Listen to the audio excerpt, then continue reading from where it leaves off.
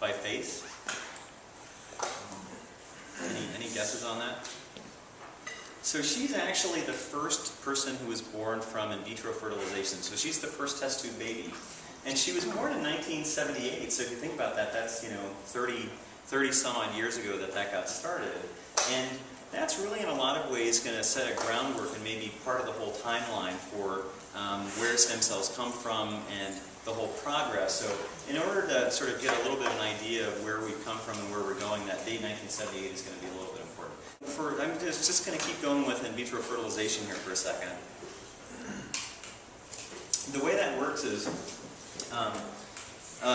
somebody who wants to, has difficulty having children would go through a process of in vitro fertilization. And one of the first things they would do is they'd get stimulated so they'd have several eggs. And those eggs would be harvested.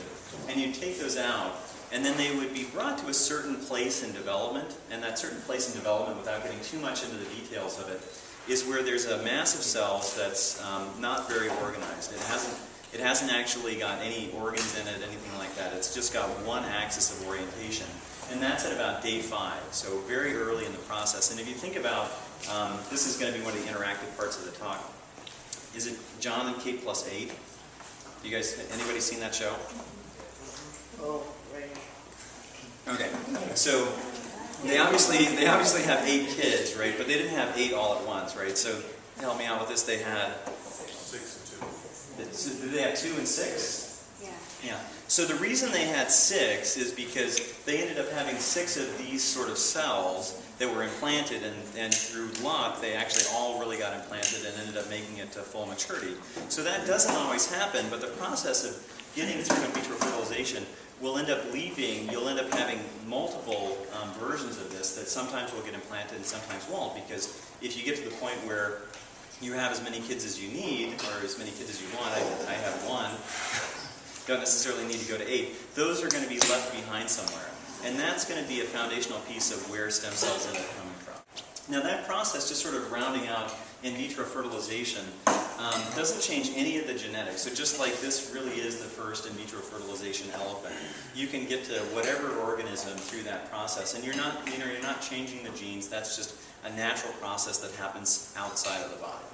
Okay. Now when you start thinking about cloning and stem cells, it's important to go back and get a little bit of history of where that came from. So it's surprising that this idea of cloning actually started in about 1952. And in those first experiments, what they actually did is they said, if you take a frog set of cells that are starting to develop, and if you have 4 of those cells, and you take out the nucleus that has sort of a program for what those cells are going to be able to do, if you take each of those 4 cells out and put them into a different egg, you'll end up getting 4 identical organisms. If you started with 8 of those cells, and you could get 8 organisms, and these things just keep getting bigger to a certain point, you can pull out as many of these cells as you want, and you can get 2 identical organisms. Now, that was 1952, so you'd say, well, why did it take so long to get to some of the processes that are available today? And sort of the next big thing that people figured out was that there were ways to take cells out of the body, out of cells that are totally, fully developed, not going to an embryo at all. And if you take those, say for example, out of an intestine and you put it into an egg, you can get sort of millions of copies of these things. And there's a term that goes along with that that's somewhat important if you want to understand stem cell legislation in the United States, and that's called somatic cell nuclear transfer. And without getting into a whole lot of what that scientifically means, basically what that means is if you take a cell, whether it's from the intestine or from the cheek or from, say, a mammary gland, you can take that and you can make as many organisms out of that as you want. And you could potentially make an organism that's exactly like, say, an adult, like, you guys, or, say, me, or a lot of other things. And I'll give you a really famous example of when that was done.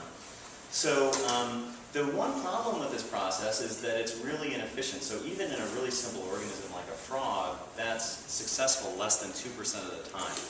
So if we wanted to get to a place where we wouldn't necessarily be dealing with embryos to get started on doing stem cell trials, one way to do it would be potentially to use this idea of somatic cell nuclear transfer.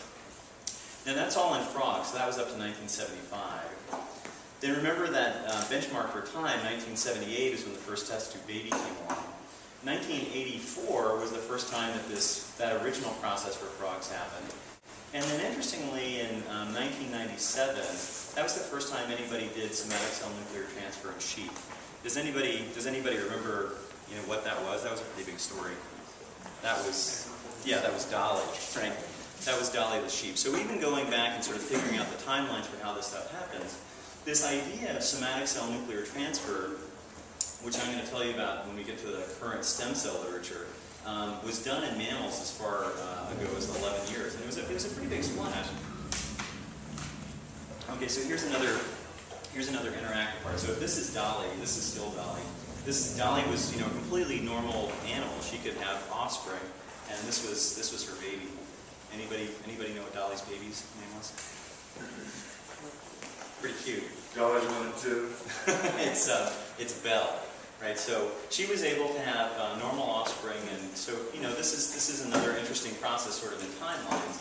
Now, it gets kind of muddled in terms of the ethics of doing somatic cell nuclear transfer. If you think, are we to say making a human? And we're not. And one of the reasons that we're not is because humans are really different from tadpoles, for example, in that you have to actually put that cell back into another organism. And nobody's talking about making clones of people and actually making whole organisms. The top half of this process, where they actually get to the point where they have these identical cells that match up from their original donor, that's the only part that we're talking about when we say somatic cell nuclear transfer. And for ethical reasons, we're not talking about doing the second half. We're not talking about doing the Dolly experiment for humans. That, just so you know, the term for it is reproductive cloning. So whenever we get into the ethics of this, one of the big distinctions is that no scientist in America is pushing the idea that we would ever do reproductive cloning. All we would ever be looking at doing is, if we could get to the point where we could do somatic cell nuclear transfer, we could potentially take cells from an adult who has an injury, and then we could make cell lines that could be tissues that are specific for them. They would be able to live in your body. You wouldn't need any immunosuppression or anything for them to potentially work inside the nervous system to, say, repair spinal cord injury. Right? So this would be a really big deal if we could actually get to the point where we could do that for humans.